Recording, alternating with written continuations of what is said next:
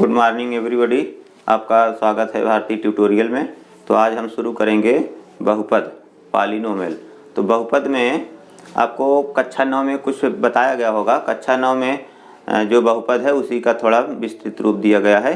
तो बहुपद क्या होता है, बहुपद के बारे में इसकी परिभाषाएं जो मेन चीज़ें हैं उसको हम लिख दिए हैं। इसको आप लोग देख लीजिए एक बार।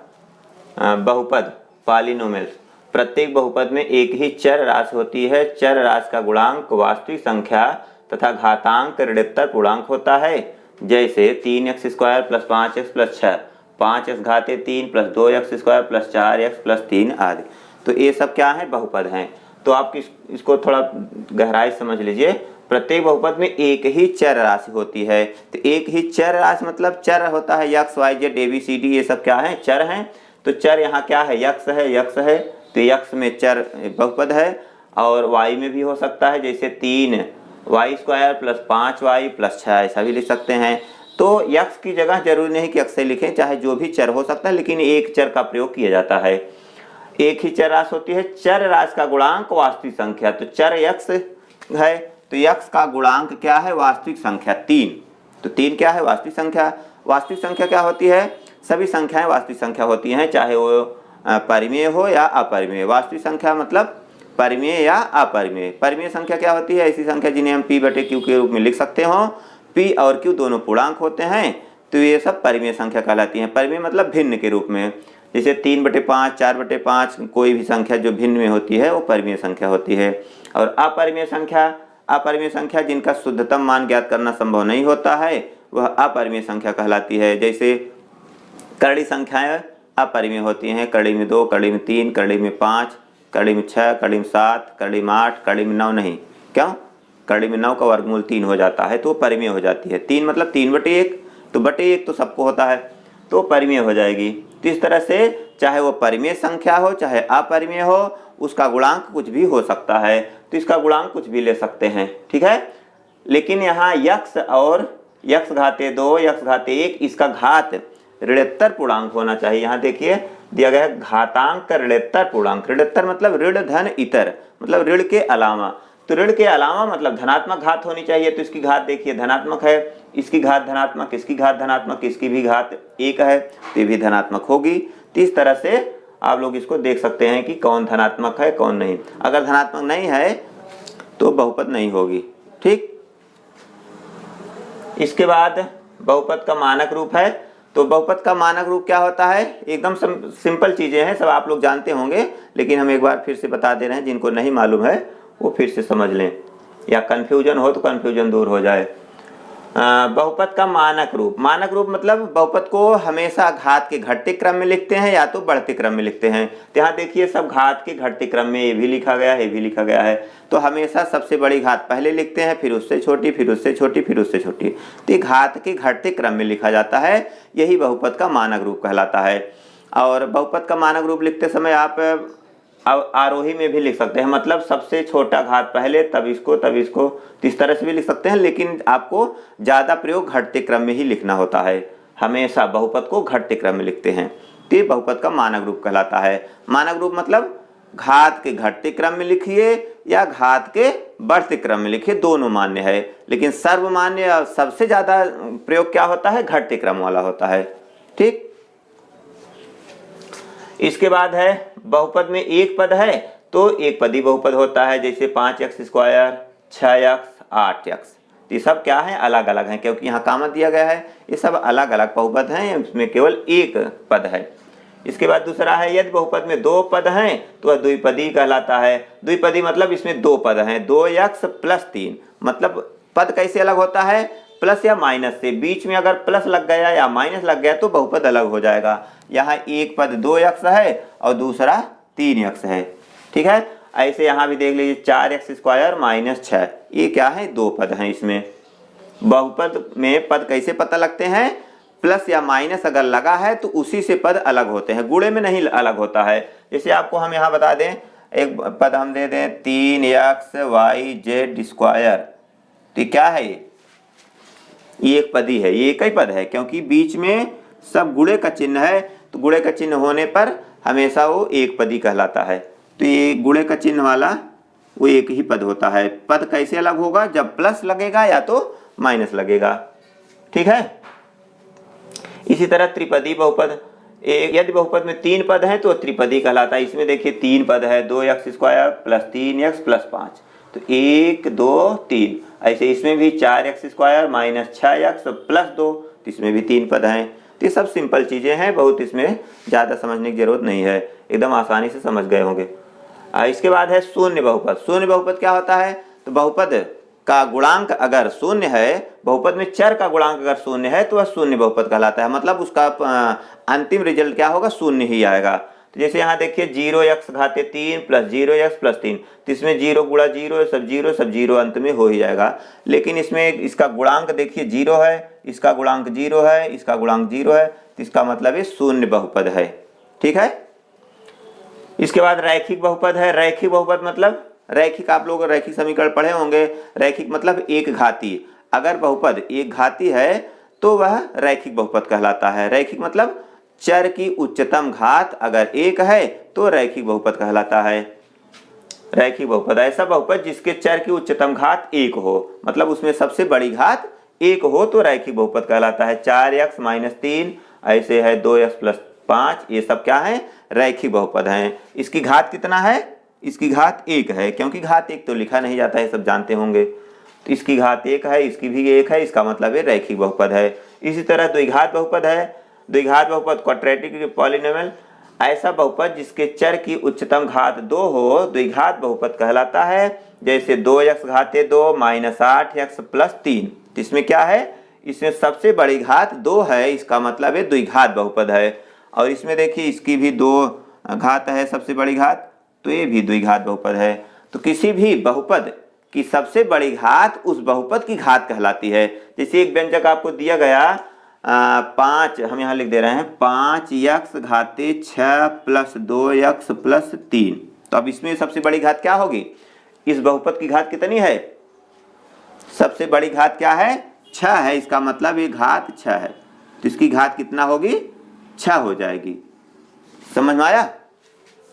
तो जिस बहुपद की सबसे बड़ी घात होती है वही उसकी घात कहलाती है, मतलब वह उतने घात वाला व्यंजक है। तो इसी तरह आपको द्विघात, 3 घात, 4 घात, 5 घात, 6 घात आगे भी ऐसे समझ सकते हैं कि वह बहुपद कितनी घात वाला है।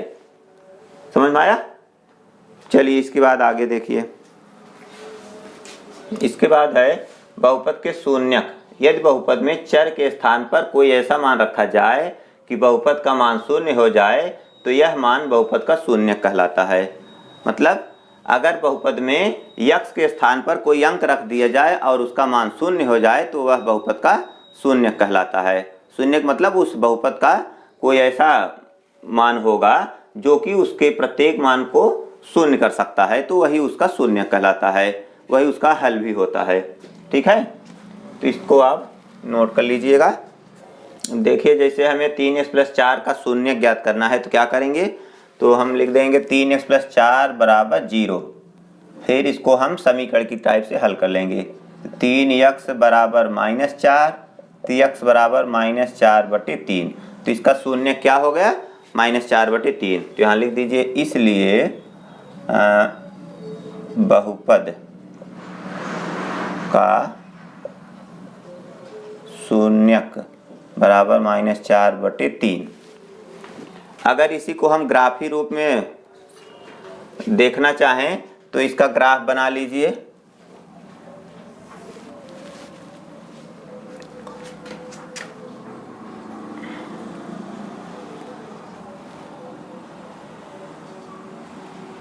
x dash y dash.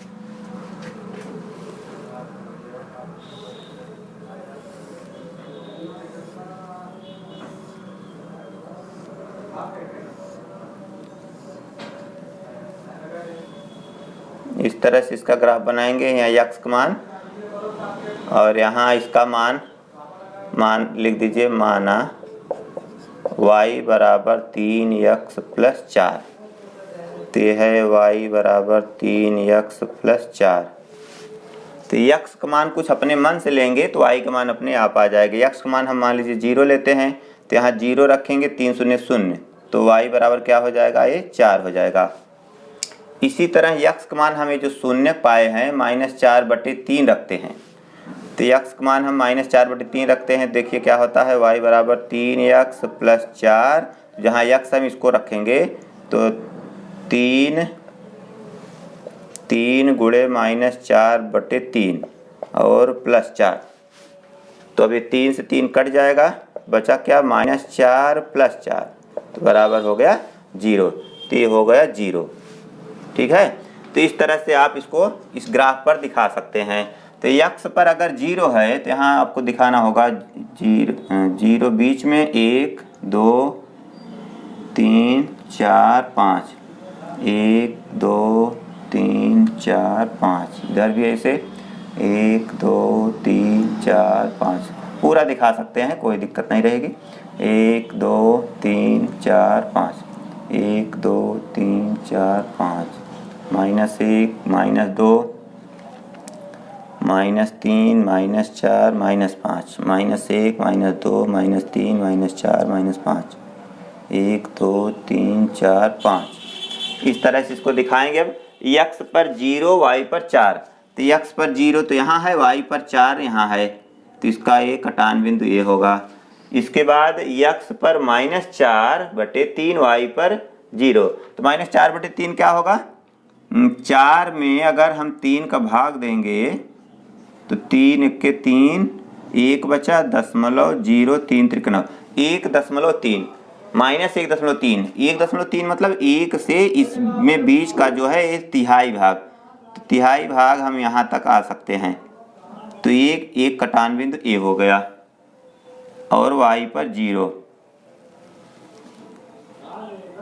तो इस तरह से इसकी रेखा जो है इस तरह से यहाँ जाएगी। ये क्या हो गया, ये रैखिक, क्योंकि ये एक घाती है इसलिए ये रैखिक होगा। रैखिक मतलब एक रेखा में इसके मान प्राप्त होंगे।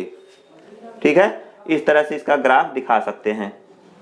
आगे देखिए ग्राफ के बारे में, यदि ग्राफ x अक्ष को दो भिन्न बिंदुओं पर काटता है तो उसके दो शून्यक होते हैं। मतलब जब ग्राफ आप खींचते हैं तो ग्राफ अगर x अक्ष को दो जगह काट रहा है तो उसके दो शून्यक होंगे, अगर एक जगह काट रहा है तो एक शून्यक होंगे, अगर तीन जगह काट रहा है तो उसके तीन शून्यक होंगे। तो अभी जो हम ग्राफ खींचे थे वह एक जगह काटा था, इसका मतलब उसका एक शून्यक था, अभी हम हल करके दिखाए थे, तो एक शून्यक -4/3 आया था। और ग्राफ को केवल एक जगह भी काटा था, x अक्ष को, तो x अक्ष को जितनी जगह काटेगा उसके उतने ही शून्यक होते हैं।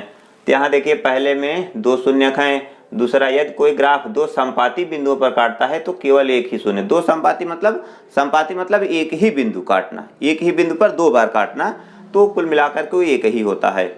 संपाती मतलब एक ही बिंदु पर काटना। जैसे दो रेखाएं अगर संपाती हों तो अगर एक रेखा इस तरह से जा रही तो दूसरी भी उसी पर चढ़ करके जाएगी, तो दोनों रेखाएं संपाती रेखा कहलाते हैं। संपाती मतलब एक ही पर से होकर जाना, समधन पाती मतलब एक ही पर गिरना, पाती मतलब गिरना होता है। तीसरा, यदि द्विघात बहुपद का ग्राफ x अक्ष के ऊपर तथा x अक्ष के नीचे है अर्थात x अक्ष को कहीं भी नहीं काटता है तब इसका कोई शून्यक नहीं होगा। मतलब जब x अक्ष को काटेगा ही नहीं तो उसके शून्यक नहीं होंगे। ठीक है, तो अब यहाँ हम 5-6 ग्राफ बनाए हैं, इसमें आपको बताना है कि इसके कितने शून्यक हो सकते हैं। यहाँ देखिए पहला चित्र है, इसमें x अक्ष को दो जगह काट रहा है तो इसके कितने शून्यक होंगे बताइए। इसके दो शून्यक होंगे, दो शून्यक। और दूसरे ग्राफ को देखिए, इसके कितने शून्यक होंगे। यह x अक्ष को कहाँ काट रहा है, एक जगह काट रहा है, तो इसके एक शून्यक होंगे। समझ में आ रहा है ना। इसके बाद यहाँ देखिए तीसरे चित्र में, तीसरे में x अक्ष को एक जगह काट रहा है तो इसका भी एक शून्यक होगा। एकदम सिंपल चीज है, इसको समझ लीजिए केवल। यहाँ देखिए चौथे चित्र में x अक्ष को कितनी जगह काट रहा है, x अक्ष को 1 2 3 तीन जगह काट रहा है तो तीन शून्यक होंगे। इसके बाद चौथा हो गया पांचवा, 1 2 3 4, तो इसके चार शून्यक होंगे क्योंकि ये चार जगह काट रहा है। और इसको देखिए x अक्ष को कितनी जगह काट रहा है, एक्स अक्ष को दो जगह है, एक जगह दो जगह, तो इसके दो शून्यक होंगे।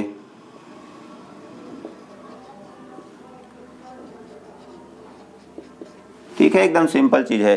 तो प्रश्नावली 2A एकदम इसी पर आधारित है। आपको केवल बताना है कि शून्यक कितने होंगे। ग्राफ दिया गया है तो एकदम सिंपल से लगा सकते हैं। यहाँ देखिए जैसे हम इसमें बताए हैं एकदम वैसे है। तो प्रश्नावली 2 एकदम खत्म कर सकते हैं। तो आज के लिए बस इतना ही, फिर मिलेंगे एक नए वीडियो में। तब तक के लिए goodbye, thanks for watching.